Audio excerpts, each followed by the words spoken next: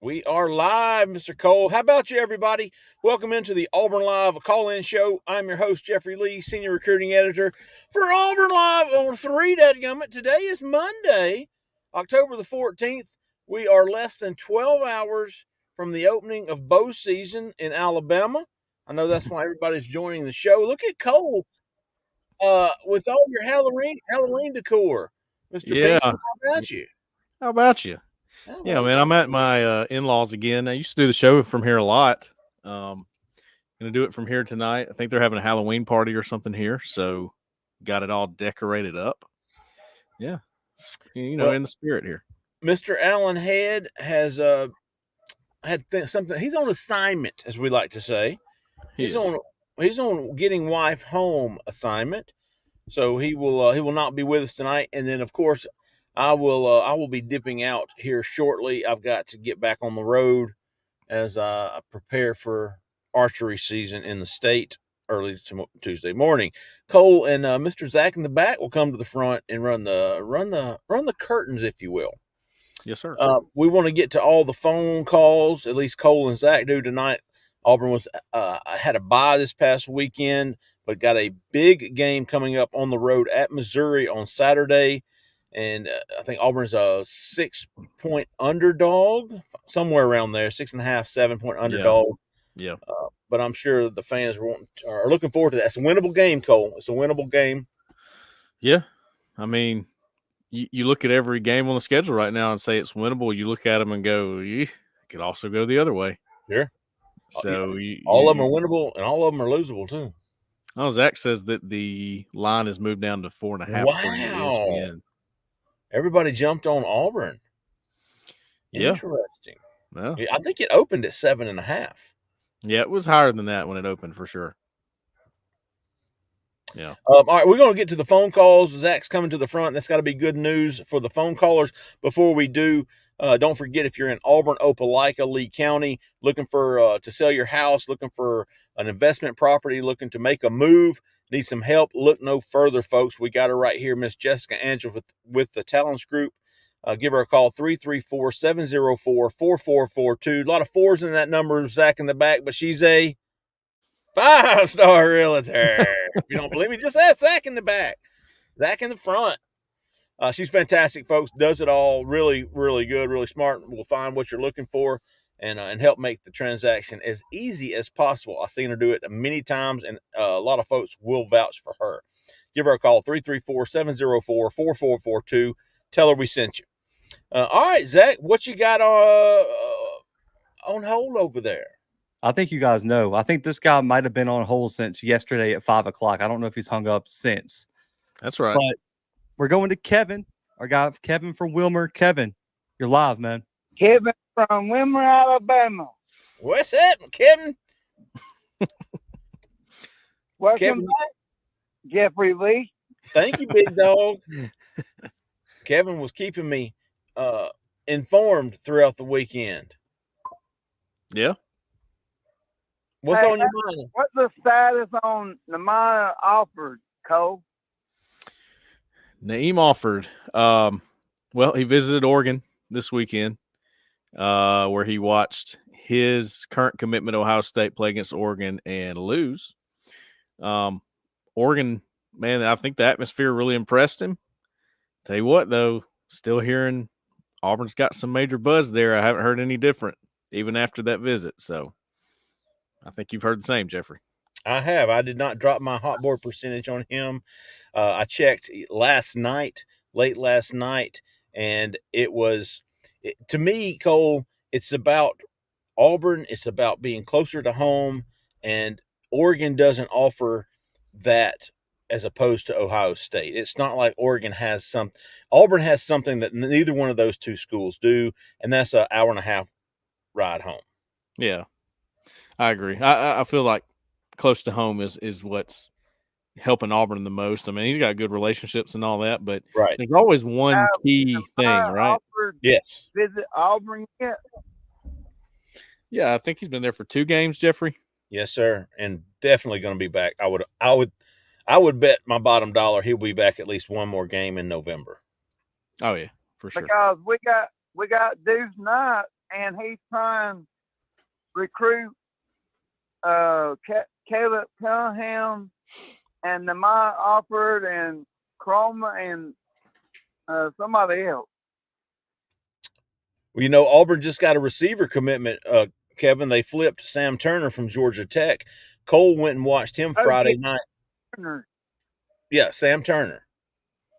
Sam Turner. Hey, you freeze me come to a high school game at Fairview High School. We got good players there. At Fairview? Yeah, we're 6-0 right now. Really? Look, you know what, Kevin? Number 5 in the state. I've got a picture of you with your Fairview cap on. Look at him. Hey. Look at that stud. That's what I'm talking about. I was wondering if that F stands for Foley or Fairview. Fairview. I'm at my sister's this week, so I'm going to see all my friends Friday. Hey, Kevin, I tell you what, man, I drove real close to where you're from the other day. I went through McIntosh. Is that close to where you're from, McIntosh, Alabama? No, Arab. Arab. Okay. Arab? I thought Arab was North Alabama.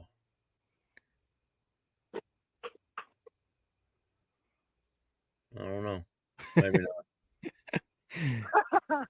Kevin, how you feeling? I think he's messing with me. He's messing with me, Jeffrey. Oh, is he? I like that picture. Put it back up there, Zach. He is a boss, man. If y'all didn't know, now you do.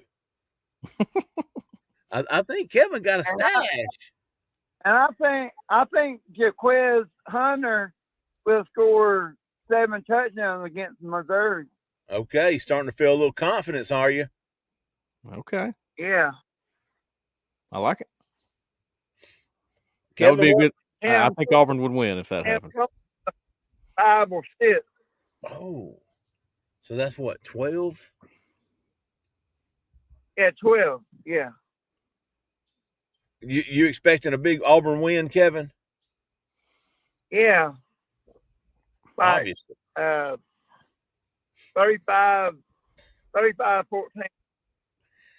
35-14, a convincing win. Auburn looking good on offense, and if they hold Missouri to 14. And defense, too. Yeah, would have a very good defensive game plan if they were to hold Missouri to 14. And we might see you November 2nd, Kevin from Wilmer, Alabama, coming into town. There you go. Oh, how does anybody not love him? Some Kevin from Wilmer. I know it, man. I know it. I wish. Talk to y'all later. War Eagle, Kevin. Appreciate you calling in, buddy. Good stuff. Oh man, I wanted to. I think. Oh, it was Stephen Queef. Excuse me, it was Stephen Queef. let me send this to you, Zach, because I want Kevin to see it. It is. Did you see it, Cole? I'm not sure. Probably. Right, Zach, see if you can get that pulled up real quick, Zach. Kevin, I hope you're still watching, buddy. I want you to see what one of our posters, Stephen Queef. Oh, yeah. I did see it. Posted today on the corner, the Auburn Live message board, the corner. I don't know if Zach can do it, but it was. Yeah, I'm doing it right now. Okay. It was hilarious. I did see it. I did. Had to make you wait an extra day for it, Stephen, but it's here. People were waiting on Kevin. They were posting on our message board today, Kevin wanting to tell them they needed more Kevin. It's loaded right now. Oh, really? I'll tell you what, while it's loading, I've got a there you go. I got a fever. and the only is Kevin from Wilmer. Kevin, you want to save that, buddy. Show Wanda. People making memes about you. There you go. That was courtesy of Stephen Queef. Tell you what, Jeffrey, before you go, I do have a POW this week. Oh, let me get in on that. Personal question of the week. We talked about for some reason I always go to food. Yeah. You know, I guess I understand. that's the O-line pride, right? You Sure. know, Mexican's my go-to. That's probably my favorite food ever. Wings. Those are the top two, I'd say, on the pyramid. They're in my top 5 both. Tell me this: are you a person who mixes your cheese dip and your salsa, or This is is that against the rules? Absolutely. fantastic question. Fantastic. And if you do, okay, is it community? Is it rude to go cheese dip into the salsa? I say no. Yeah. See, if you're gonna do it, I say go cheese dip then salsa. But I really like. As a kid, I used to do it all the time, right? As an adult, I'm like, I don't really like that anymore. You know? I don't want to mess up the cheese dip with the salsa. So Right. I usually go cheese dip salsa. We got people in the comments saying like you deserve a ban if you mix your cheese dip and You salsa. do, especially community. For real? If you go out Oh, with wait. people and mix Zach. it, I'm throwing no, the no. chip across the room. No. Now listen, there has to be this is something that has to be talked about. Like we all need to agree. But first of all, there's a Mexican joint in Wedowee, Alabama. It's fantastic. They bring everybody their own salsa cup. Oh, Okay, so then they bring the community cheese dip. So it's only ethical to go cheese dip if you're going to mix. You go cheese dip into your own salsa. okay. You know, so you're not and listen, if you're sharing community cheese dip and you're just going cheese dip, do you get one of those big tips chips? You can't double dip, right? I mean, if you bite your chip in half, like Yeah, that's right. the end Yeah, of that chip. That thing cannot be dipped again. I'm sorry. that's right. That is Okay. correct. Okay. All right. Good stuff, though. I do feel like this is going to be a split thing where some people are going to be like, yeah, of course you do. And then the other people are going to be like, no, I will not. Like Zach said, throw it. I'm going to throw that across the room.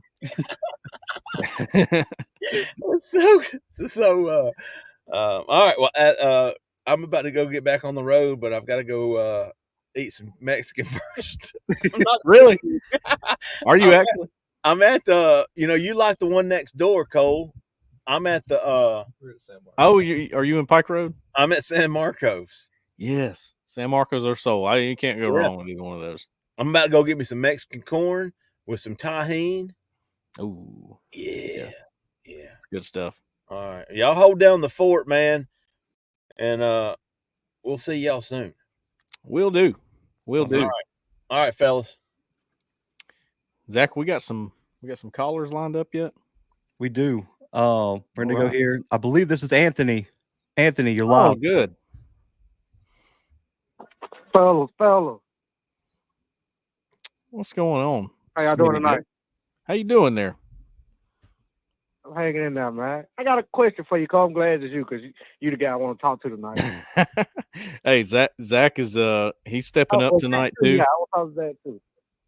Yeah. But, Bring so coming into the year, leaving high school, we said that Perry Thompson was a yak guy, correct? A guy that can get the ball in his hand and make plays, correct?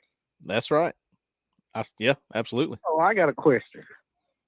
Why can't Perry Thompson run the same handful of plays that Malcolm Simmons run? I feel like he's not at the point where he can run. I don't think he's ready as a straight outside guy to go out there and run the whole route tree. So he's an athlete. Why we can't get him a jet sweep or throw that fake jet sweep back screen, put the ball in his hand, and let him see can he make a play instead of just say, hey, go out here to the X and just run a post or run a go or try to get him the whole route tree. I feel like we're trying to use him the way we use Cam, and he's not as far as long as Cam is right now. And even though Cam going through his growing pain, so I just want to hear your thoughts on. I like the idea of giving him like those same plays they give Malcolm. Why not let Perry do it? And I just want to know if you think that's a good idea also, because I do. No, it's a good thought. I mean, you're right. He's a yak yards guy. He's a guy that's really good with the ball in his hands. I thought that was the best thing he did in high school. I mean, at times he would line up at running back and, be that guy, or take the jet sweep and cut it up inside, stuff like that. So I think he would do well with like some screens or something like that, where you get him like you are with Malcolm, get him in space, see what happens.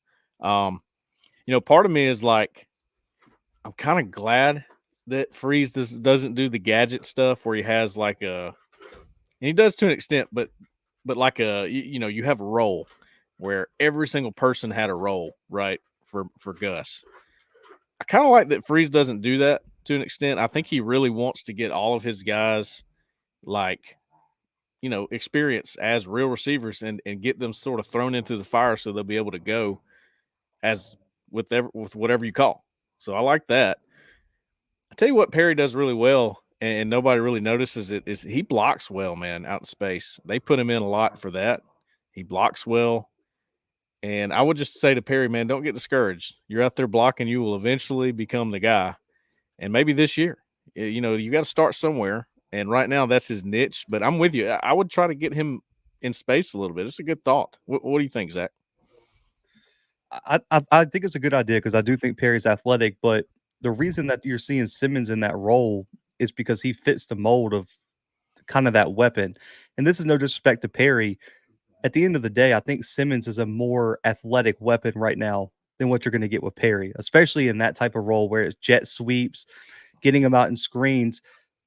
As athletic as Perry is, I don't think that's a skill set per se at the collegiate level. That's why you see a Malcolm Simmons do that rather than a Perry Thompson, because you don't get a guy with Perry's body type where he's 6'3", that big. He's not your jet sweep guy a lot of the times. Yeah. He's playing on the outside more so. He's playing that Cam Coleman role, while Malcolm Simmons is a lot smaller, quicker, shiftier. You want that guy doing the jet sweep. So I think that's why you're seeing Malcolm get more run right now compared to Perry Thompson there.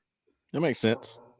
Anthony, I think, man, they're trying to get him ready, as the season progresses, where he can come in and do whatever they ask. And he's not in a role so much because he is dynamic and can do a lot of things. That would be my guess anyway. Oh yeah, for the question, no, don't put your salsa in my cheese dip. If you want to do all that, get your own cup. Okay, so Anthony, do you like no mixing whatsoever? Is that you, or is it cheese dip to salsa? Yeah. No, I do. If I'm gonna do the salsa and the chips, I'm not like dipping my chip in the cheese dip and then put it in the sauce. I'm gonna dip it in my cheese, bite it, and then put it in the salsa. I can't mix it together. I got you. Yeah, I'm not quite on the with y'all on like you can't mix it. I can mix it. I choose not to now, but if it's mixed, I can work around it. Like it's not a big deal. But I figured some people will be not the cheese dip, maybe guacamole though. I can do salsa and guac, but I can't do cheese dip and salsa. I got you. I like it. I can respect it. Appreciate you, Anthony. Yeah, have a good night, man. Thank you, Anthony. 5013. You're live. Who we talking to? Where are you calling them from? Hey guys, it's Don. Haven't called you on a while. Oh, Don. How's it going, Don? How you guys doing, man? It's a long time no hear. Anytime we lose, I just don't like talking about Auburn, and Lord knows I think we've lost 3 in a row. But Cole, I've always been enjoying your high school reports every Friday night. I'm actually going to a game this Friday, and I don't know if you're going to cover or not. But I went to Homewood, and Homewood's playing Parker at Homewood this Friday night. Oh, okay. Yeah, I saw Homewood play last year, Don, against I think it was Benjamin Russell. They beat Benjamin Russell pretty good with Malcolm and Sadarian Morgan on that team. So they got a good thing going right now, Homewood. They do, and they got I don't know anything about the kid, but I went to go see Homewood play a couple of weeks ago, and they got a good-looking little running back. I can't remember his name, but as you're saying a minute ago, and I heard some scoop today, I think we're going to get Alford. It sounded to me like the word out of Parker High School is that he's coming to Auburn, and he just hasn't flipped yet. But so you feeling good about it, guys? Yeah, I mean, I'm not quite ready to put a pick in for it, Don, but because I think it is going to stretch out for a while. I don't think this is like an imminent thing where he's going to flip this week or at this game or whatever. But I don't think he's at the liberty of anybody to do that. I think he's waiting. He's going to wait for the right time. He's going to make sure for sure, kind of like Deuce did. I see this one going kind of like that and dragging out for a while. But yes, I mean, if I had to pick today, I would pick Auburn. Yep. Okay. Well, one last question, and I was reading a bunch of stuff on the corner today about Fagans and Winters visiting other teams, and somebody said something about if Charles Kelly stays. Is there any rumors about Charles Kelly leaving? No, not that I've heard. I mean, Zach, correct me if you've heard anything, but I haven't heard that. I think it's just because he bounces around a good bit.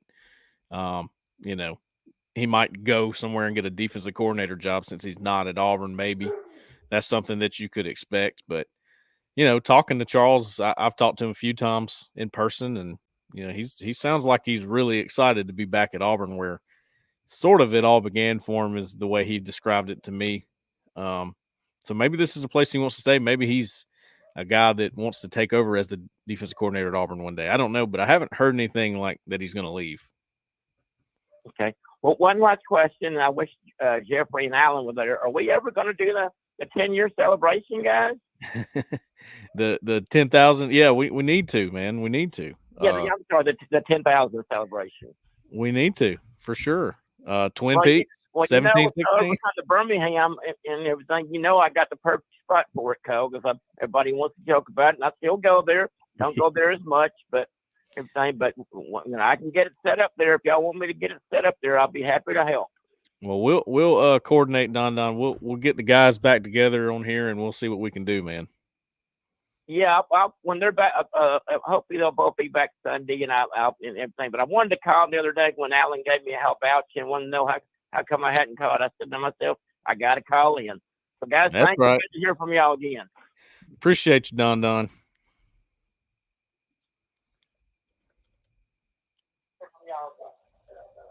1481. You're live. Who we talking to? Where are you calling from? It's Wanda from Wilmer, Alabama. Oh, Wanda. How you doing, Wanda? I'm doing good. I believe we just talked to Kevin not too long ago. I'm doing good. Well, good. Yeah, I heard him on here. Did you see the pictures? Yes, I did see the picture. Actually, I took it. There you go. Did you see the Christopher Walken meme? I got a fever, and the only prescription is more Kevin from Wilmer. Yes, I've seen that. Oh, I hope y'all enjoyed that because y'all are becoming the celebrities here. Yeah, and I really enjoyed the Georgia-Auburn game, and I was rooting for Auburn. Yeah, it was. Georgia sort of overpowered Auburn there at the end, but Auburn put up a pretty good fight, did some good things. Oh yes. Sort of overpowered Auburn there at the end. Yeah. So, what do y'all think about the Missouri game, Wanda? I'm hoping we'll win. I tell you what, that would make our lives easier. It sure would. Yeah, I'm hoping Auburn wins. I'm rooting for them. I hear you. Well, I hope what Kevin said comes true, that Jarquez Hunter gets 7 touchdowns. I think that would pretty much seal the deal for an Auburn victory. Oh, yes. So. Yeah, I didn't hear that part, but that's what I kind of figured. I figured he's going to put him up there kind of high. There you go. It was a big topic today, Jarquez Hunter with Hugh Freeze at the Monday press conference. It was a question that was asked, how do you get the ball to him more? And his answer was interesting. He was more worried about the yards per carry than he was how many carries Hunter gets. And right now they like that. So, but he also said that they want to get number 27 involved more. So that would be good. Right. Well, did Kevin send y'all the picture of me with my Auburn Live shirt on? No, he didn't. Tell him to send it to Jeffrey. I will. And we'll show it on here. Okay, I will. So send it to Jeffrey and be on the lookout for that one. Okay. Well, y'all have a good night and be safe out there. Hey, Wanda, we forgot to ask Kevin too. Your cheese dip and salsa, do you mix it at a Mexican restaurant?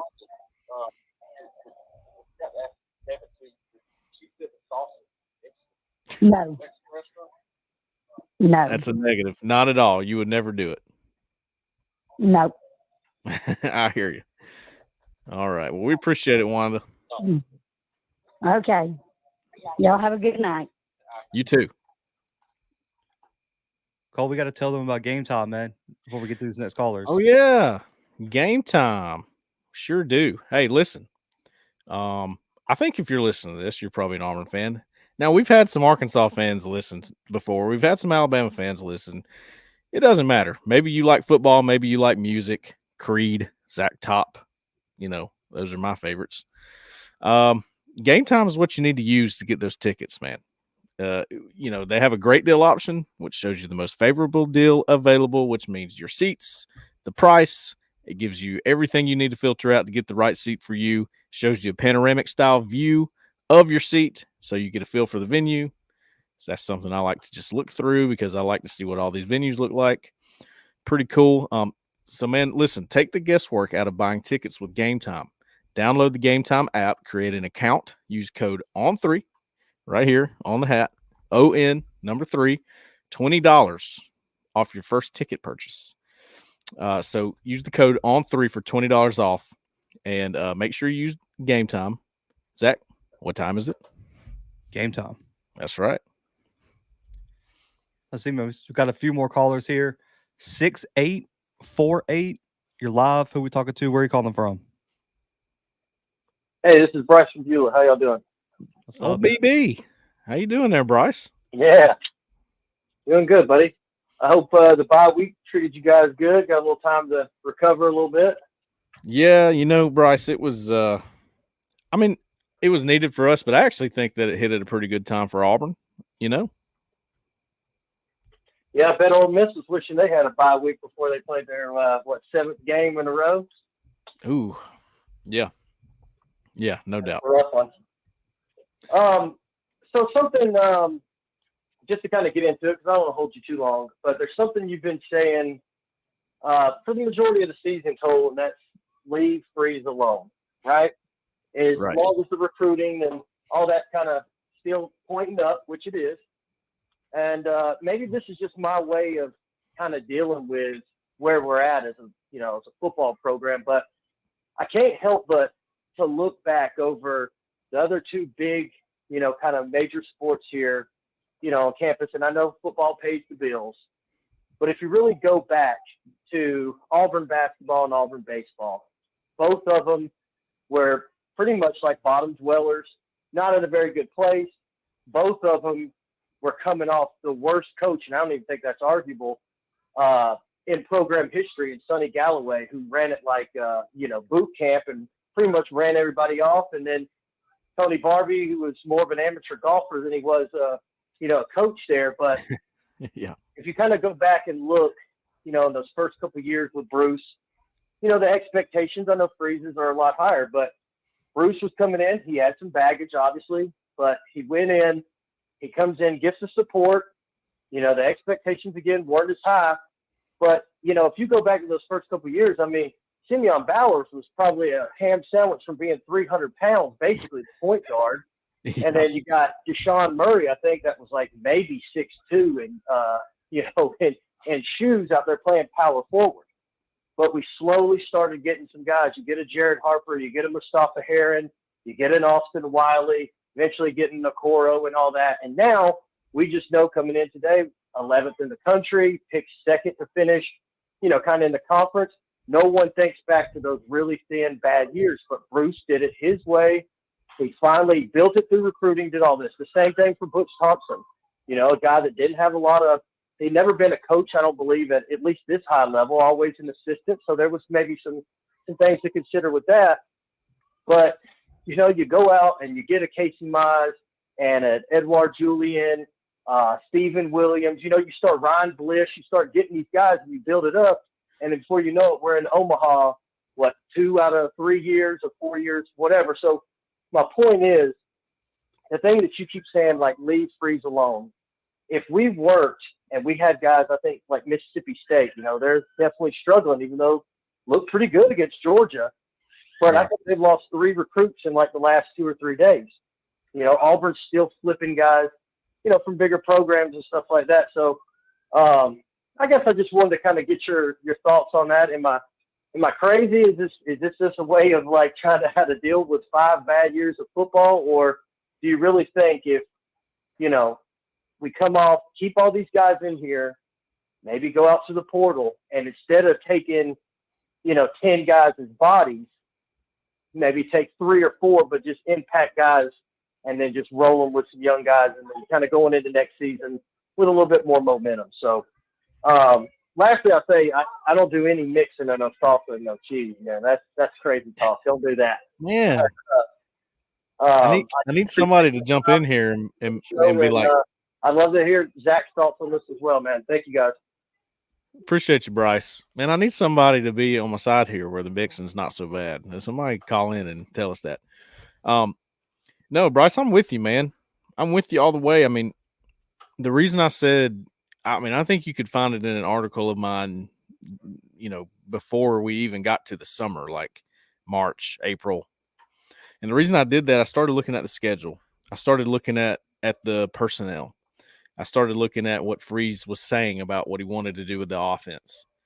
And I was going, okay, this is going to be a tough transition in year 2 because you got a bunch of brand new guys, brand new faces at receiver. The whole room is different. The whole room. And you're trying to revamp a passing game because, 6 wins was better than what you're looking at right now, maybe last year. But you can't survive with that offense that they were running last year. If you don't have any kind of semblance of a passing game, you're not going to make it in the SEC. So they had to start pushing the envelope on that, even if they weren't ready. It's kind of like what Anthony was saying with Perry Thompson. Like, I understand he might not be ready, but why are we not like finding ways and pushing? Well, it's the same thing here. You had to start forcing a passing game to where eventually it's going to start hitting. And I think it's hitting well enough. And the numbers are getting better. I mean, pretty much the stats across the board are getting better, even on defense for some things. So the team's getting better. Things are getting better. But I knew. I looked at the Cal game, and I said, that game might be tough. I just don't know if Auburn's going to be quite ready for that yet. I looked at certain things on the schedule and went, man, I just don't love the way that's lining up for Auburn in year 2 when you're trying to get some things going. Now, everybody had a week to sort of settle down and go, okay, I understand what's going on. Wins have to come. But when you really settle down and look at the recruiting and you look at the programs in the SEC and what they're doing, Auburn's trending up, in my opinion. And if you don't leave Hugh Freeze alone, you're going to really damage. I think you're going to damage what has been the best recruiting for Auburn in my lifetime, in my opinion. And I just don't know why you would want to do that. Okay, they've screwed some things up. Yeah, on offense. They surely have. They've left points on the field. They've done some things they don't need to do. Absolutely. We're all in agreement there. But I'm telling you, if you get this roster the way it's supposed to be and reach that standard that like Georgia and Alabama have been getting to from a roster standpoint, that margin for error that's stopping Auburn from winning right now is going to get very, very big. It's going to open up for you, right? Where you can make a mistake and still win a football game. I mean, you look at Alabama against South Carolina, right? They tried to give the game away, but they have enough to win games that get close. That's where Hugh Freeze is trying to get to. That's what he was saying in the Monday presser. That's what he's been saying the whole time. And you have to be able to see the big picture to get behind that. Zach, what are your thoughts on this? Yeah, I think anyone bringing up messing with Freeze right now is just crazy. I mean, Auburn's a handful of turnovers from being right now 5-1. Yeah, probably. Yep. I mean, and like at the end of the day, like the talent's getting there, but like you said, and like I said, what was it 2 weeks ago? Teams have to learn how to win. the talent's getting better, but this program, at the end of the day, regardless of how people feel about the history or what Auburn should be, the guys on the team have not really won at Auburn. That's true. And they don't know how to win. And what you see is when the game gets tight, when against Cal, against Oklahoma, even against Georgia at times, like Auburn was in the game, they don't know how to close out games and win. And I think that's the next step for Auburn. The talent's coming, right? When you look at the 2025 recruiting class, that's arguably one of the best recruiting classes Auburn's had in a long time. And it's up there, one of the better classes in the school's history. But you still have to learn how to win on the field. And we've seen a lot of programs, you look at all the talent A&M acquired, they never learn how to win. Right. And it cost Jimbo his job. So for me, that's what Freeze and the staff have to focus on next is you got to learn how to win on the field. Because I'm with you. I think the talent is there, man. And I think anyone saying that we should make a change is just they're missing the plot of what's going on here. Yeah, and for the record, there's a chance that Hugh Freeze could end up like Jimbo Fisher at Texas A&M. Yeah. But I've told y'all before, me selfishly, I want to see it. I want to see this play out. I want to see this roster get on the field with these new guys, because I think one of the most positive things that I've seen out of this season so far, and you're kind of having to dig for some positive things because of the record. The guys that Freeze has brought in, they play like they want, like they understand how to win, right? Like you were saying, Zach, they play like they understand it. It's a different attitude. To me, that's what I see from it. Now, just imagine you bring in 30 to 35 more of those to add to what you've got currently. You got a quarterback coming in, Deuce Knight. You know they're probably going to go to the portal and find another quarterback and try it again there. There's no guarantees, but you're going to try it again with a better roster. So, man, we're on the same page, Zach.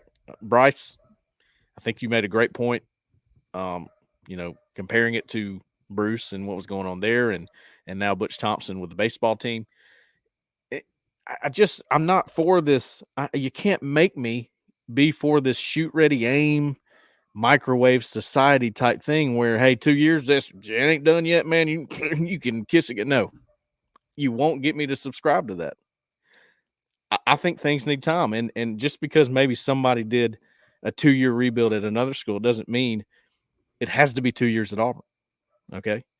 You're coming out of a really bad hole that Auburn's been in, and it's going to take a minute. Now, and I'll let you, having said that, Zach, I think there's some things that got to be fixed on the field for sure. I think we can say both of those things. Yeah. And also, too, instant success is not always a good thing. Because, we have examples at Auburn of coaches winning immediately and it coming apart. How about Dave Aranda at Baylor? Year 2, they go and win the Big 12. That does not look like the same level of hire it did a few years ago. So I would be patient. And also, too, I'm of the thought, if Auburn pulls the plug too quickly on Freeze, Cole, who's going to want to take this job? You're right. That's a good point. None of the elite coaches. No, because they know they won't have time.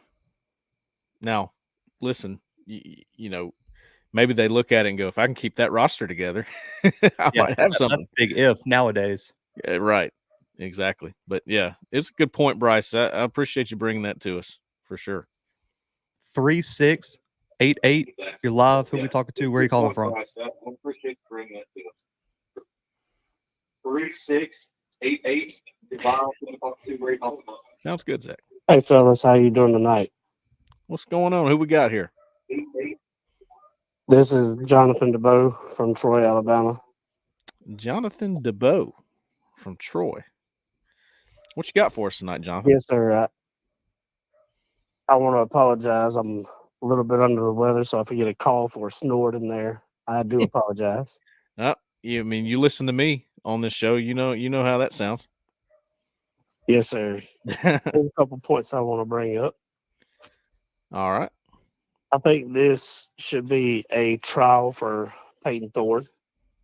I think if he makes multiple bad decisions like he has in multiple games since he got his job back, I think they should put Hank Brown in for the rest of the year. A fifth-year senior should not be making these bad decisions.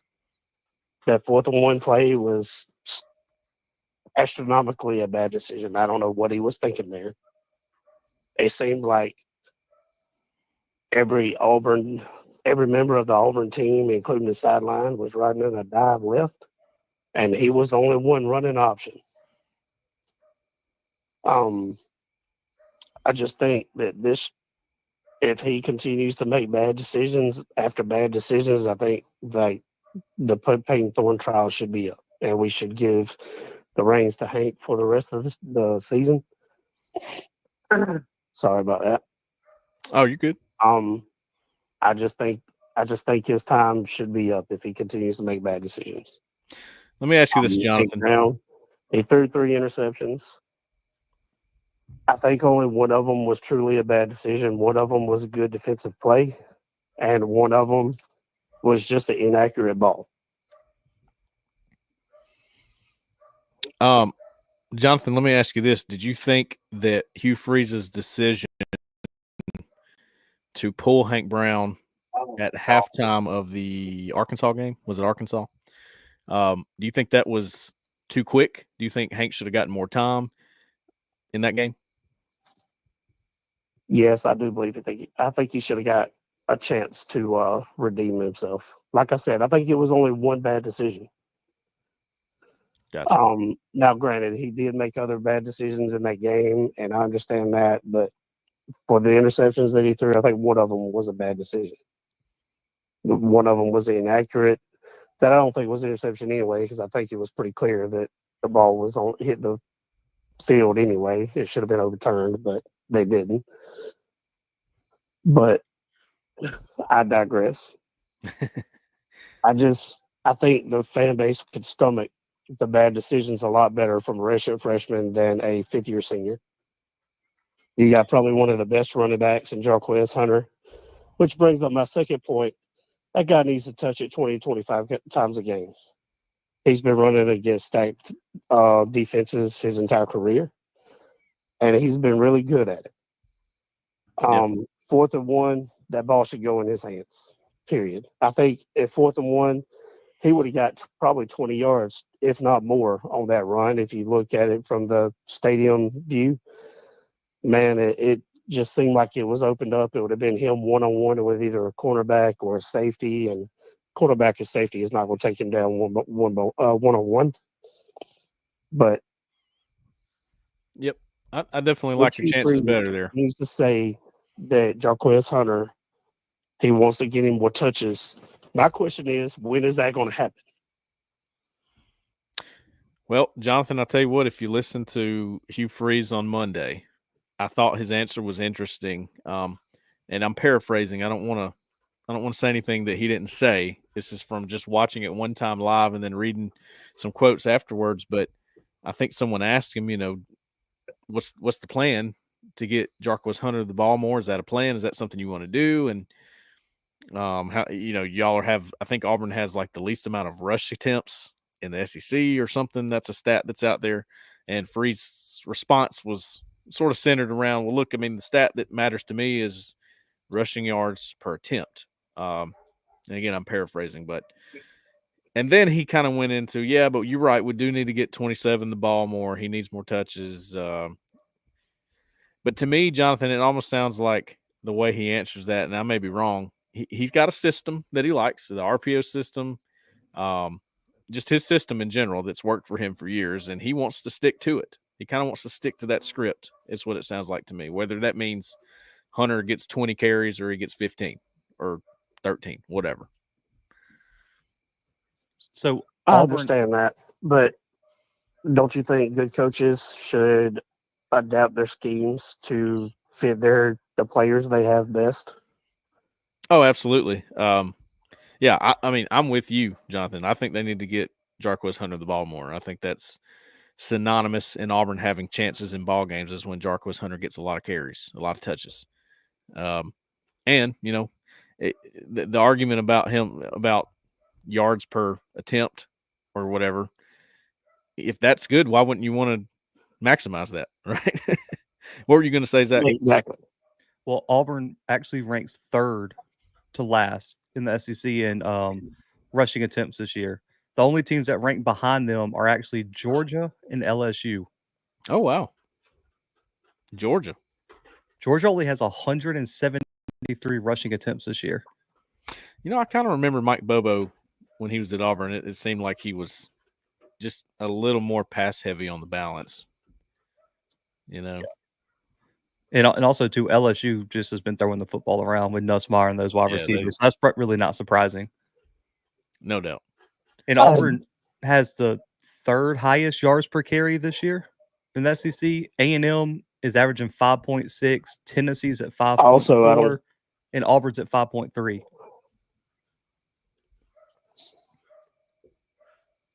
Go ahead, Jonathan. Also, I don't think that neither one of those teams have all SC back either.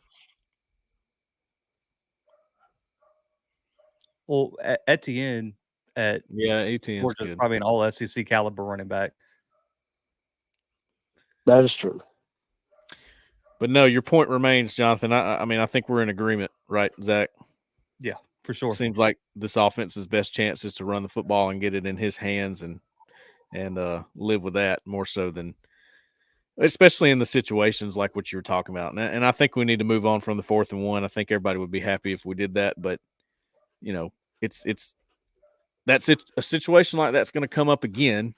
You know, they're going to be in a situation where they're going to have to be, you know, more sound on a 3rd and 2 or a 4th down when it's on the line. And I have my opinions on that, Jonathan. I think I've laid those out there about as well as I could. I wrote a story that says, you know, hey, here were the warning signs that led to that play. This is what I saw against Arkansas. This is what I saw against Oklahoma. And I did film rooms telling you, hey, if they don't fix this, that's going to happen again. And to me, Freeze has said things in his recent press conferences that sounded to me like he was saying, yep, that was on me, and I can tell you why, and I got to fix it. And to me, that's good. That's good to hear. I hope that he follows through with it. Yeah, I hope he does fix it too. One more thing I want to say to you guys or ask you guys about, what do you guys think our chances are for potentially flipping Caleb and flipping Naeem and flipping, or not really flipping, I guess, but being able to get Babalola? Okay. And I'm going to let you guys have it. Jonathan, one more thing. What about the Mexican? If you get chips and salsa, do you mix your salsa and cheese dip? And I'm gonna have to say I'm not one that really mixes it myself. Are you anti mixing it? Like you can eat it if it's mixed, or you just you will not touch it if it's mixed? I guess you would say I'm more anti. Okay. I try to stay away from tomato-based products. Okay. So you're not a big salsa guy anyway. Yeah, not really a big salsa guy. Smart man. I got you. Well, good stuff, Jonathan. We appreciate you, man. We'll answer your question there about Caleb Cunningham, Naeem Alford, and he said Andrew Babalola was the last one, I think. Just you know, we talked about Alford a lot, Jonathan. I right now I feel like Auburn's in a good spot for him. Even after the Oregon visit that went really well, I still think that it's may come down to Ohio State and Auburn.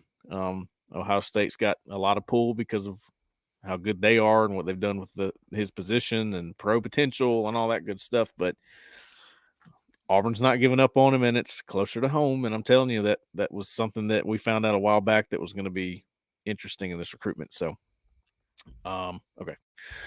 Caleb Cunningham, man, I'm not feeling it.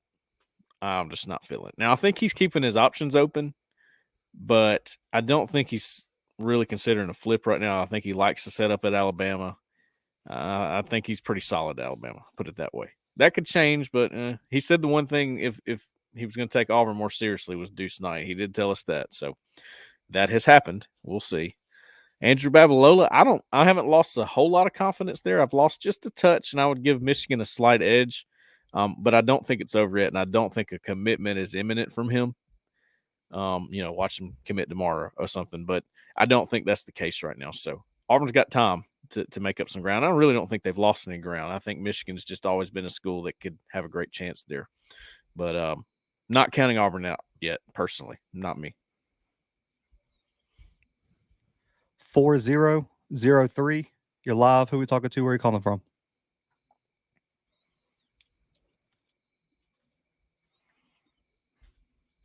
Four zero 03. You're live.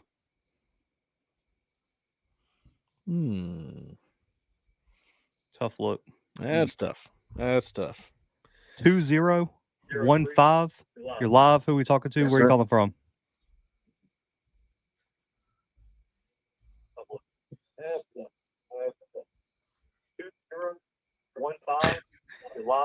TV got him. Gets you every time. Hey, this is Neil from Florosa, Florida, up in the Panhandle. All right, Neil. How's it going, man? I'll go ahead and address the Mexican thing first for you. All right. My wife will mix it all the time, but I will not. I only eat them one at a time. That's growing up. I only ate I would eat one food at a time till I finished it, and I go to the next one. So that's just the way I am. I see, Neil. You're that guy, huh? Oh yeah. And I guess I just want to talk about it. I think he was kind of stubborn like every other coach. He's going to stick with the RPO, although I would have probably at this point moved to Hank and more cut down on the quarterback decision making and run specific plays.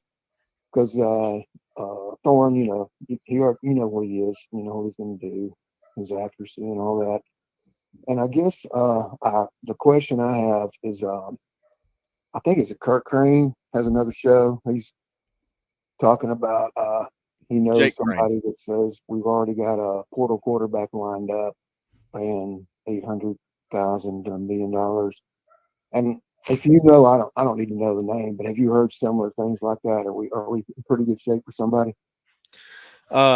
Neil, I haven't heard any names, man. If you heard a name at this point, that would be somebody playing for a team right now, probably. And because Right. the portal's not open, so I don't put much into that.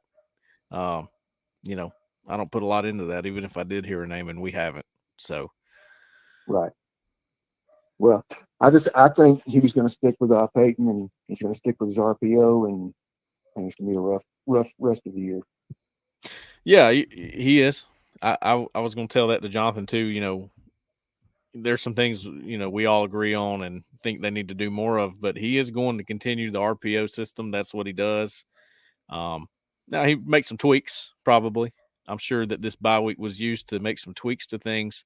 They're definitely going to address situational play calling.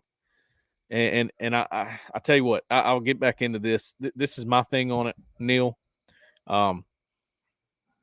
Yes, Peyton Thorne, I think, made the wrong decision on a couple of these plays, right? But he's allowed to make changes. And it's like, okay, if you're going to allow him to do it, then he's going to do it. And he doesn't really care as much about the down and distance or the situation. He's just thinking, hey, well, I see a deficiency here. I need to fix it. And that's the way he thinks. Now, you as the coach thinks differently.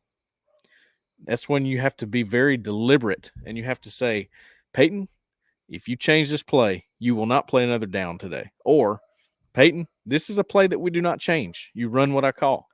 And I tell you, I said this in an article I wrote. My advice to Peyton Thorne would be, hey, man, listen, if you get in a situation like that, just run the play. Don't make a change.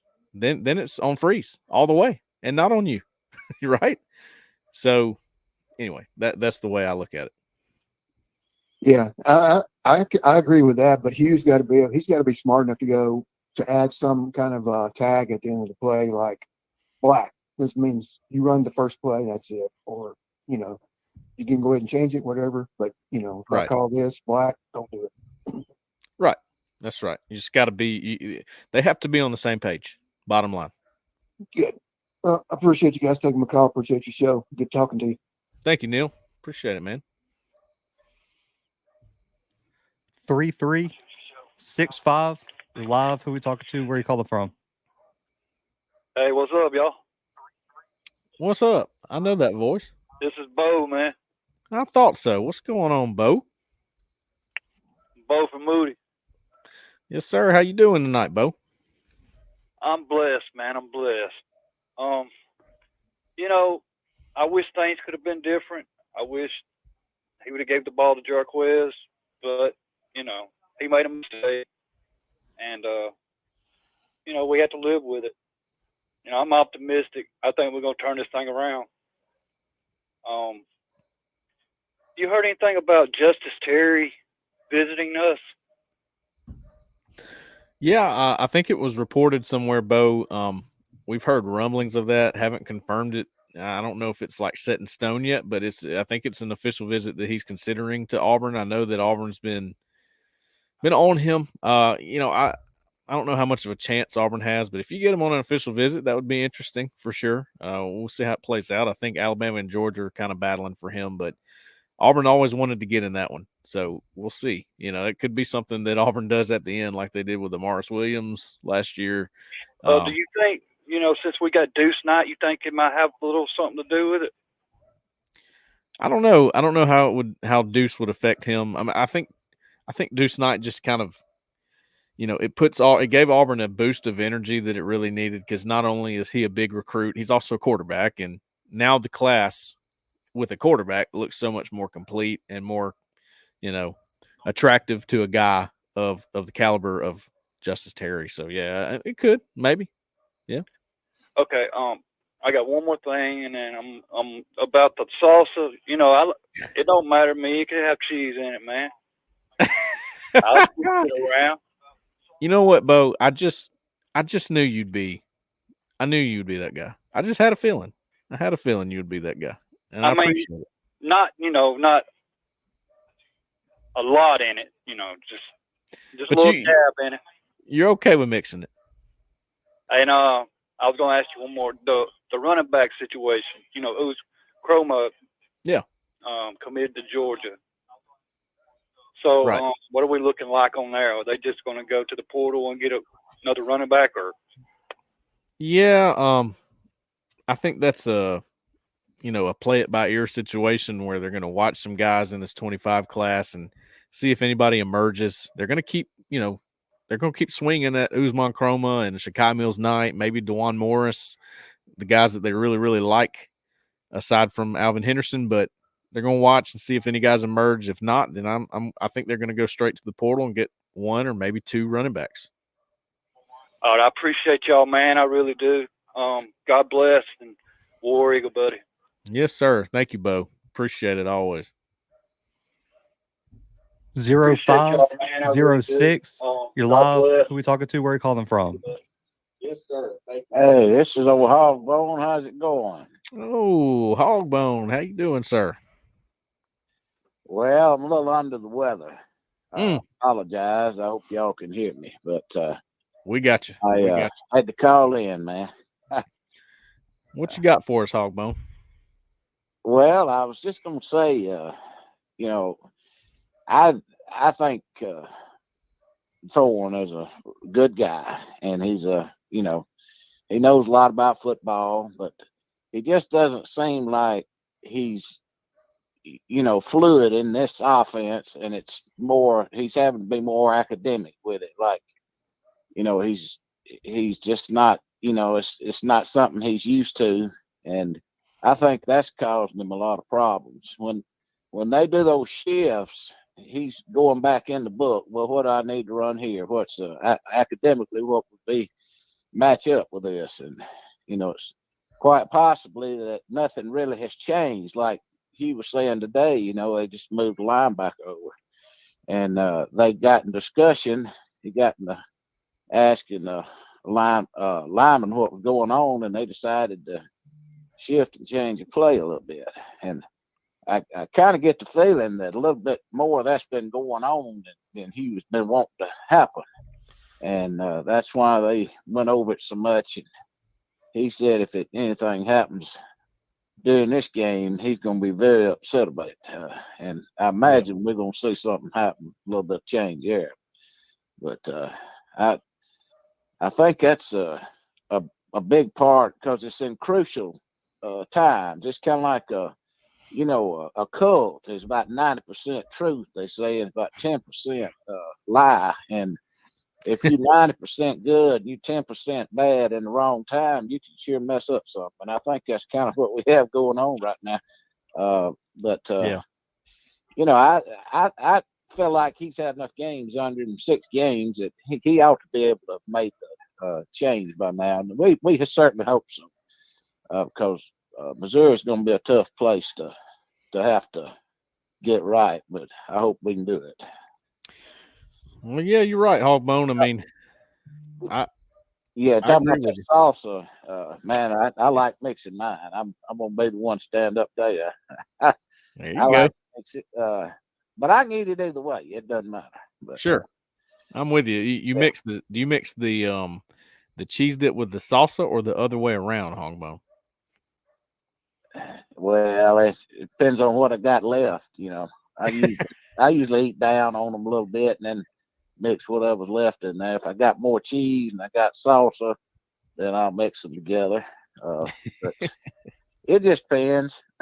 Either way, I hear you. I hear you. I don't like to take a whole one and mix them together, but anyway, it's a little change. But I appreciate it, boys. I'm gonna get off this phone and let somebody else have it. I appreciate y'all taking the show on tonight. Yes, sir. Yep. The show must go on, right, Zach? That's a fact. The other thing with that Missouri game, though, about being difficult, Auburn's had the worst luck, right? Getting teams that are going to be pissed off and motivated. Oh, yeah. Yeah. Because also, too, when we look ahead at Kentucky, they just got beat by Vandy at home. Yep. And Missouri got blasted by A&M 2 weeks ago. And, I mean, UMass is UMass, so I'm not going to really count that one. I mean, look, you know my policy, Zach. I don't talk about penalties after they've happened. If you think a holding call was not a holding call, but it was called a holding in the game, then it's holding. Yeah. It don't matter what you think. I don't get into all that so much, but I will say this: the ball is not bouncing Auburn's way a lot.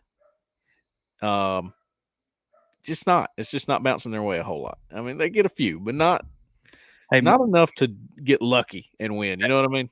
The last time I remember Auburn getting really lucky was that Missouri game. You remember when they both tried to lose the game and that Missouri running back fumbled out of the back of the end zone?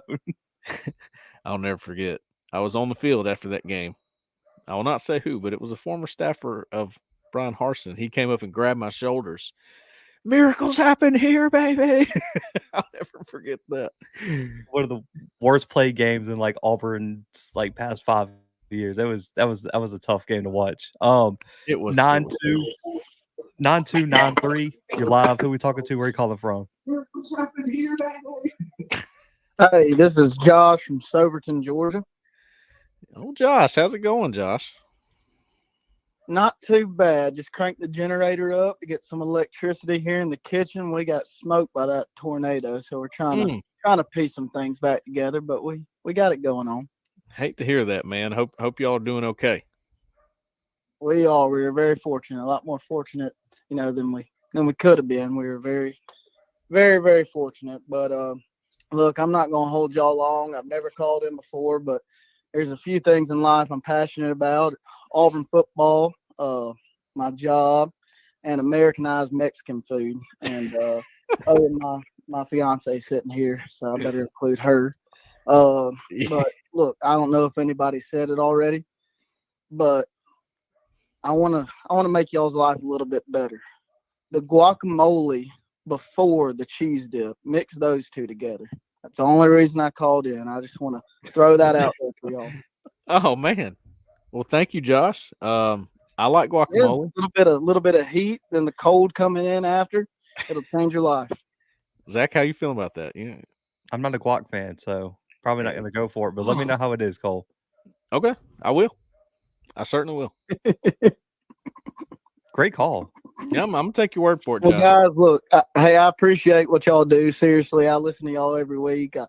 I'm a serial stalker there on the board. I watch and don't post anything. I couldn't even tell you what my username is, but I do enjoy everything y'all post and all y'all shows. Y'all do a great job, and I know y'all work hard at it. So I really do appreciate it, guys.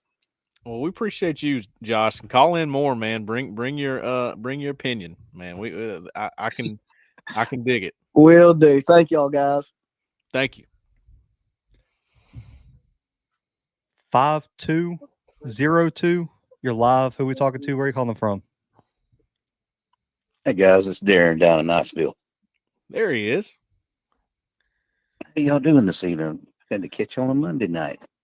Man, So, can't be doing much better, man. Oh, yeah, me too. I cannot complain. You mentioned Bobo a while ago. I'm pretty sure wasn't he the guy that like ran it 4 times at South Carolina to lose the game, and he had the 2 stud running backs behind him back there. Didn't he throw it like 4 times? At South Carolina, they lost that game. It's been years ago, but I think Bobo was the offense coordinator for that. Are you talking about when he was at Auburn or when he was somewhere else? No, he was at Georgia. Georgia's at South Carolina, big game, and they were like, I don't know, first and goal, and he throws it 4 different times, and they don't get a touchdown. They lose the game. Matter of fact, in the end. I vaguely remember that, Darren. Do what now? I said I vaguely remember that. I don't. Maybe like Sony Michel and Nick Chubb. I don't. Was he there during that time? I'm not sure. That's it. That's who it was. Yeah. No. Now, see, your question is in a restaurant. So I don't do it in a restaurant, but if I'm making here at the condo or something, I do mix everything together because I make queso. So I'm gonna throw some Rotel and a jar of salsa in there, and then Macaneca sausage and ground sirloin, and a block of white and a block of yellow cheese, and just make all kind of just wild stuff with it. So nice. I'll mix it all up at that point. So, but at the restaurant, I'm pretty much dipping my cheese for a minute and then dipping some salsa back to back, but not really together. Make sense? So I'm not a teetotaler that I don't do it. Sure. I like it. So I'm driving out to Missouri this week. I leave Thursday. Okay. It's gonna be a long ride, 14 hours one way. So I'm gonna go part of the way, stop, and then go the rest of the way, and then dead hit it back on Sunday. So I'm hoping for a turnaround, but I feel like we got to have this one, or there's no bowl. I don't see a line of sight for a bowl game with a loss at Missouri. Does that sound right? Yeah, I mean, look, Darren, every single game, it's incredible how every single game so far this year has been. I mean, you almost look at it and go, they just cannot lose this game. I mean, that's how the other ones felt. And this one for sure does, especially since you lost those. Right. And look, Cal's giving everybody a fit. Other than Florida State, which couldn't beat anybody, beats Cal. But, I mean, they take Miami, a top 10 team, to the mat. This weekend, they lost by 2, something like that, and had a chance in that game against undefeated Pitt. So they're a tough football team. So they've shown up, shown out. I mean, they beat us head to head, but they've been playing everybody hard. So can't complain about that. Let's talk about the recruiting classes real quick. Oh, go ahead. I'm sorry.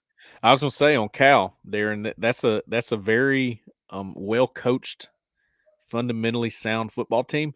But the reason why they're not getting over the hump on some of these games is because talent. They don't quite have the level of talent that these teams have, but they can stay with them. Now, if you're an Auburn fan, and we were talking about this earlier, you don't want to be that team that just stays with them and can't finish. You want to be the team that has enough to get over the hump. And that's, you don't want to hit lightning in a bottle. You want to sustain success. And that's why I'm the caller that said that. Leave Hugh Freeze alone. Yeah, I'm on that boat for sure. Sorry, Darren. I didn't mean to hijack you there. No, you're good, because Zach, that brought me to something Zach said earlier about, having early success. Remember Gus Malzahn's first year? What happened after that? Right? Oh, yeah. Everything was downhill because we expected to be back there. That's right. So that lightning in the bottle doesn't work sometimes. But so the recruiting classes for us, these kids we're not doing well, and we know we're probably not going to make a bowl the way it's looking, because the sad thing is a misevaluation by Hugh Freeze on his quarterback. Well, same thing for Florida State. They misevaluated a quarterback, and it's cost them dearly this year. You can't. That's the key contributor. You just can't miss. And I'm a little bit shocked, like everybody else, with a fifth-year senior. I thought Thorne. I literally said it on y'all show. I thought he would be an MVP this year. I really did think he'd get it. But somebody said a while ago, academically, I don't think that he could keep up with what Freeze is trying to run and going against the Kirby Smart defenses and those that are out here, he just doesn't have that level of talent to deal with all that. And it's a lot. I couldn't even get on the field. So, I mean, I'm not down on the kid. Again, I agree with somebody who said he's probably a good guy and everything else. But, right now we're looking at wins and losses. And the good guys sometimes don't always finish first. And that's the bad part. So my question is, if our class is kind of dedicated to, hey, we're going to turn things around and all, and we're not going to a bowl, and they know that, and that's a beautiful thing that they're coming here to be at Auburn, to play for Auburn. I love that. And I know there's NIL and all that involved nowadays. But at the same time, what does that happen with Alabama? Because I don't think they've lost their last game, guys. I could see easily 2 more losses. I mean, they've got to go to LSU. I'm figuring that's going to be a night game. That's going to be nuts. They got Tennessee up there. There was somebody else. At Oklahoma. Who knows about that? At Oklahoma, Alabama, at Oklahoma, they're going to be going nuts. Yeah. What does their class look like? If they lose 3 or 4 games. Well, Darren, it's a good question, actually. We've said this before. I don't think anybody's committing to Auburn right now because of how much they're winning, right? That's not why they committed to Auburn. Now, if they don't have some kind of turnaround before this season's over, they could lose people for sure. We're not saying that. But they're not jumping on board because of all the winning that Auburn's doing, because they ain't. They hadn't been doing that. Now, on the other side of that coin with Alabama, they've done nothing but win, right? Absolutely have just been winning and winning and to the point where their fan base is just in total shock when they are not able to close out South Carolina or lose to Vanderbilt, right? So it's a little bit of a different dynamic there. And I think is the point you were trying to make too. It's a different dynamic because, number one, it's not Saban there anymore. And a lot of them just wanted to play for Saban. A ton of them did. Mm-hmm. And you can't blame them. So there's been a lot of changes there that's, I don't think they're recruiting quite to the level they were with Saban. I mean, Auburn wasn't winning any battles against them, and they are now. They're not winning them all, but they're winning some. And that was not happening, at all. Big goose egg against Nick Saban. So there's some things changing there. I think if you're looking at it from a big picture standpoint, Auburn's making some ground on that program, right? Is that fair to say? Absolutely. Yeah, that's fair. I mean, but now their class is still ranked one ahead of. I mean, we're 3 or 4 in some, and they're 2 or 3. So sure, he's getting stuff, but I think it's mostly coming up from out west, is my understanding from all the previous relationships he had out there, sure, which is fine. Not that those aren't players, but I'd like to stick a fork in the southeast and keep these kids here. I think it'll go further. It'll last longer. It'll build stronger to do that. But that being said, I keep hearing about Naeem Alford and everything else. What about the other guy from Enterprise? Was it Eric Winters? Was that the one that committed to Ohio State also? Oh, no, that's Zion Grady. Zion Grady. Okay, Winters is ours and Grady's theirs. Okay. I knew there was 2 of them from Enterprise that was going big time. So yes, and Auburn is still recruiting Zion Grady. Auburn is definitely still recruiting him, Darren. I don't know how much progress they've made with him. He hasn't been to a game, so that's one of the, I would say, red flags for Auburn's chances.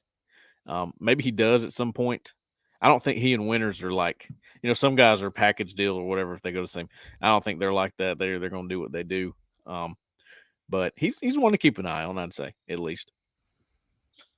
Well, the bad thing is that missed evaluation on Thorne probably cost us. We probably could have had Diego Pavia sitting at Auburn this year. Possibly, right? Yeah, possibly. Yeah. Maybe. I'll tell you this: well, listen, I don't believe that. And hoping for a big game at Missouri. I'm sorry, you about to say? I was going to say I don't believe that Diego Pavia turned down offers from places like Auburn and Alabama and Georgia to go to Vandy. You know what I mean? Following his coach. That's what happened. Because his coach was going there too. That's why. Yeah, Jerry Kill got hired on at Vandy. Where if Auburn wanted Pavia, they would have had to hire Jerry Kill for a position. Got you. Package deal. Okay, so really had nothing to do with evaluation or money or anything. He was going where coach was going. And he was sold that way. I got you. Makes sense. And Kill will probably be a head coach again somewhere else. I mean, what he's doing at Vandy, you know, he was at Minnesota, started having those seizures and everything on the sideline, had to kind of get out of it medically. But obviously the proof's in the pudding. He's been doing a heck of a job ever since he's been back at it, and really like the old guy. He seems very genuine about what he does and loving the game. So he does. But we'll appreciate y'all, and hopefully the Missouri trip will be worth it. Going to be a little cool. So we're going to take an 11 a.m. kickoff up there. So, but we're hoping for the best. Last year I visited Arkansas, so that went really well. So I'm going to keep that mindset, y'all. But appreciate y'all, and y'all have a good evening. Bring them home, Darren. Bring them home. We appreciate you. Need this one. That's it, man. That's it. That's all of them. Well, I'll tell you what. That was a good show, man. Yeah, I think we kept the show alive, Zach. At least for a week. Yeah, for another week. I will say this, just a couple closing remarks. You know, a lot of Peyton Thorne callers tonight, you know, hoping for maybe a change with Hank Brown. Curious what you think about that situation, Zach. You know, is it time to maybe start thinking about Hank Brown? Do you stay with Thorne another week? What do you do here? I think if Auburn loses this week, it's just time to bring in the young guys at every position. Because, Cole, I'm going to be honest with you. Looking ahead, if Auburn can't get it going, like if Auburn goes 0-2 the next 2 weeks, like you're staring like 3 wins in the face. Oh, definitely. Because I'm just going to be honest, like right now, like regardless of what talent, I know people like to point at recruiting rankings and stuff. Vandy is probably a better team than Auburn right now. I agree. I think Kentucky's a very winnable game. I don't think Kentucky looked great, but they've shown flashes defensively that could give Auburn problems. But if Auburn can't win these next two, I don't necessarily think they're beating Vandy. And with A&M kind of getting it together, and even Bama on the road, regardless of what people think about South Carolina, you're looking at ULM, and it's like they're 5-1. Of course. Yeah, of course, ULM has their first winning season in like 20 years, it feels like, and they're beating James Madison and everything. That's not going to be a guaranteed win at this point either. The schedule is just brutal right now. And so I think Auburn has to go 2-0, or there's no chance for a bowl game. I agree. And I tell you what, I actually trust Auburn's defense a good bit. I think Auburn's defense is pretty sound. And like I said, I feel like I have them pegged. I felt like 31 points is all they'd give up against Georgia. That's exactly what they gave up. You know, they haven't. That was the first time a team has broken 30 points on Auburn this year. So there's some really good things going on there. I think they've got enough to win these games on offense, and I think they're good enough on defense to stay in all of these games and not have a problem there. So definitely winnable, right?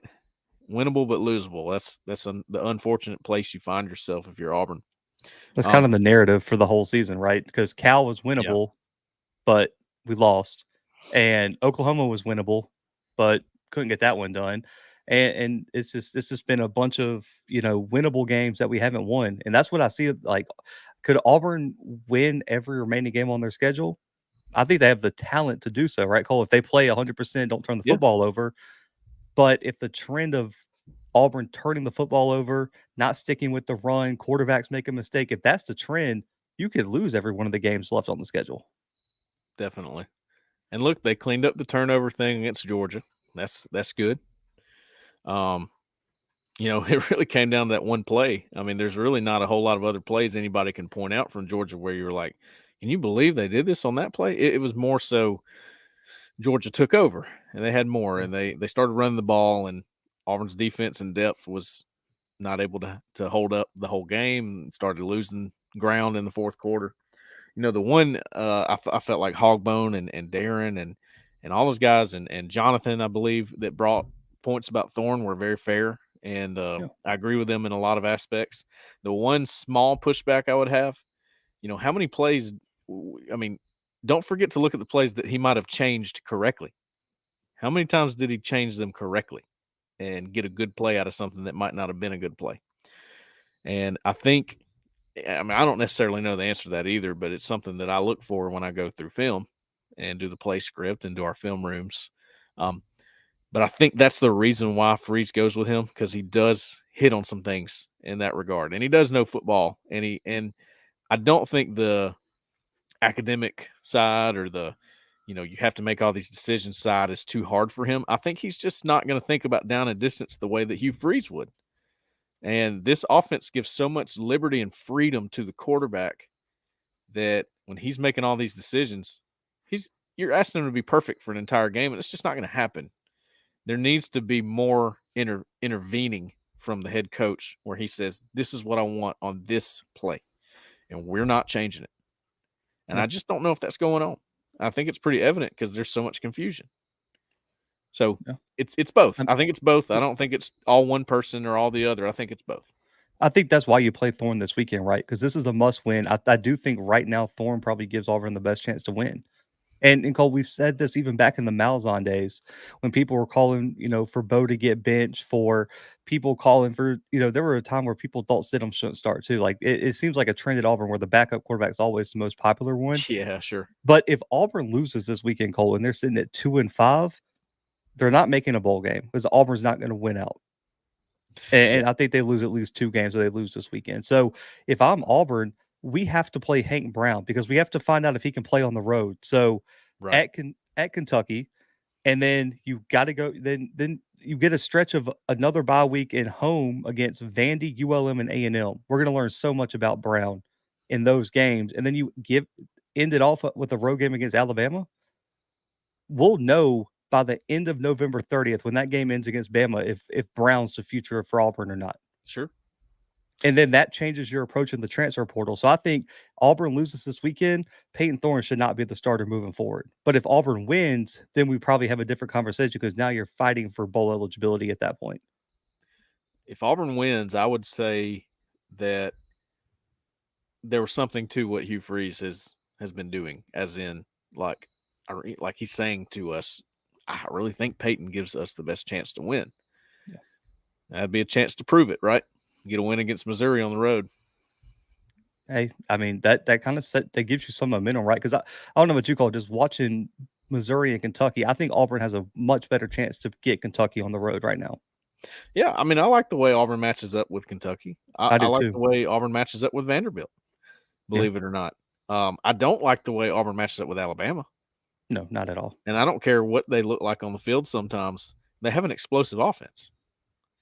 And I worry about that with Auburn's secondary being so young, and that could be an issue. I look at Vanderbilt and Kentucky and go, look, they want to run the ball.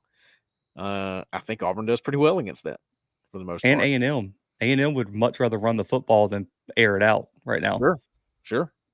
I think Auburn's pretty sound on defense, and they have gap integrity, and they stop the run pretty well, and they can make you one-dimensional at times, and those are ways to win football games. Wouldn't you say? Yeah, I'm with you. But yeah, this weekend to me is going to tell me everything about Auburn's season this year. And I know it's weird saying it's a must-win call because we're talking about a top 20 opponent on the road. Like that, it's tough to be like this. The season rides on this game, but it really does because what called 4 losses in a row at that point, 0-4 in the SEC, 2-5 overall. That just the optics of that and the momentum and just what's going on in the program can't be good at that point. No doubt. Yeah, you would love to avoid that for sure. Yeah, absolutely. But yeah, man, anything else? Yeah, I think that'll do it, man. We appreciate you guys. Sorry we had to change the night up on you. Just we got a couple things going on with the 4 of us. Alan wasn't able to make it tonight. Jeffrey popped in for a minute. He's on the road, so me and Zach held it down the best we could. Hope we did enough for you. Hope we got it done for you. Appreciate all the callers. I think I got everybody here. Kevin from Wilmer, Anthony from Montgomery, Don from Birmingham, Wanda from Wilmer, Jonathan DeBow from Troy, Bryce from Beulah, Neil from Florosa, Florida, I believe is what he said, Bo from Moody, Hogbone, Josh from Soberton, Georgia, and Darren from Niceville. We appreciate you guys. Y'all really carried the show, man, and always do. Call-in show. That's where you guys bring the topics to us. We talk about what you want to talk about. Make sure you subscribe to Auburn Live if you're not already. Subscribe to Auburn Live. I'm telling you, you get this times 1,000. Okay, we talk about Auburn football all day long on the message board. We got articles all day long. Everything's good. Hot boards, you name it.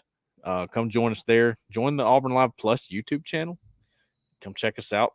Film room, behind the scenes recruiting content, all that good stuff. So definitely give us a look on that stuff. We appreciate you guys being here. And I don't really have a whatever line like Jeffrey does, but I'll just use his because I agree with it. Stay out of the left lane. See ya.